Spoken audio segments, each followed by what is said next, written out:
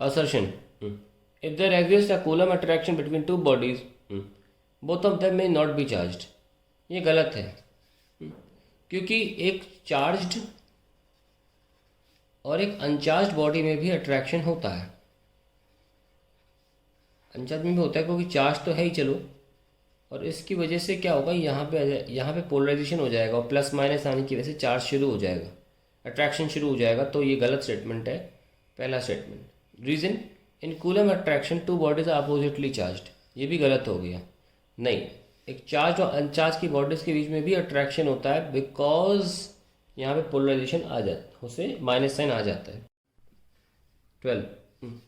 The force with which two charges attract or repel each other are not affected by the presence of a third charge. देखिए statement 1 बिल्कुल सही है, क्योंकि हमको पता है कूलम्स फोर्स क्या होता है, K Q1 Q2 bye R12। तो अगर 2-3 चार्जेस रखे हुए हैं Q1 Q2 Q3 Q4, तो इसका इस पर फोर्स और इसका इस पर फोर्स कभी भी बदल नहीं सकता इनकी वजह से, क्योंकि फॉर्मूले में ही नहीं है। उसने क्लियरली बोला है force is product of the two charges and inversely proportional to the square of the distance between them. Okay, आप सोच रहे होंगे नहीं इसकी वजह से तो हो जाएगा कुछ चेंजेस। भाई इसका इस पर जो फोर्स है वो अलग की बात है, वेक्टोरियल सम से निकालो कि आंसर अलग आ जाएगा, लेकिन जो Q1 Q2 पे लगा रहा है वो कभी चेंज नहीं हो सकता। इसका तो जो फोर्स है Q2 पे वो वैसी का वैसा रहेगा। ओवरऑल वेक्टर सम करोगे डिफरेंट आ जाएगा, पर हम एब्सोल्युटली बात करें Q1 का Q2 पे, Q2 का Q1 पे, वो फॉर्मूले के अकॉर्डिंग देख सकते हैं, किसी और थर्ड चार्ज पे डिपेंड नहीं करता। तो स्टेटमेंट 1 बिल्कुल सही है। फिर force on reason, force on any charge due to a number of other charges is the vector sum of all the forces on that charge due to other charges taken one at a time. ये statement भी बिल्कुल सही है, पर ये statement पहले का reason नहीं है। रीजन क्या था कि force depends on the only to charges and square of the distance between them.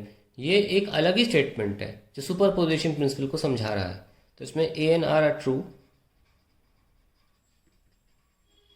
But R is not an explanation, not an explanation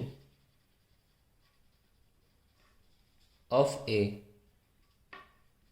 ठीक है, चलिए। Assertion, a convex lens of glass 1.5 refractive index behave as a diverging lens when immersed in carbon disulfide of higher refractive index mu 1.65. Reason, a diverging lens is thinner in the middle and thicker at the edges. देखिए statement 1 बिल्कुल सही है कि अगर आप lens को एक गाढ़े मीडियम में रख देंगे तो वो डाइवर्ज करने लगेगी इस तरीके से, अगर ये 1.5 है और ये 1.65 है। और रीज़न क्या है, a diverging lens is thinner at the middle and thicker at the edges. ये स्टेटमेंट भी बिल्कुल सही है, ऐसे ही होती है डाइवर्जिंग लेंस, पर इस लेंस का इस तरीके से होने का यहाँ से कोई ताल्लुक नहीं है। यहाँ बात कन्वेक्स लेंस की चल रही है, वो डाइवर्ज कर रही है। और डाइवर्जिंग लेंस जो होती है वो थिनर एट द मिडल और थिकर एट द एजेस होती है, भी सही है, लेकिन यहाँ तो कन्वेक्स लेंस थिकर होने के बावजूद भी डाइवर्ज कर रही। तो सारा खेल एक्चुअली सराउंडिंग मीडियम का है। तो दोनों स्टेटमेंट तो सही है, पर ये कोई रीज़न नहीं है फर्स्ट स्टेटमेंट का, क्योंकि ये बात ही नहीं कर रहा है इस बारे में ना। इसका आंसर क्या होना चाहिए, आपसे सिर्फ ये स्टेटमेंट बोले क्या बोलोगे, या कन्वेक्स लेंस डाइवर्ज कर दिया, आप ये बोलोगे क्योंकि कन्वेक्स लेंस बीच से थिनर होती है? नहीं, आप बोलोगे अच्छा बाहर का मीडियम गाढ़ा होगा इसलिए। इसलिए यहाँ पे क्या है, both statements are correct but reason is not the correct explanation. Both assertion and reason correct, but R is not correct explanation of assertion। हो गया भाई। अब 14 देखते हैं।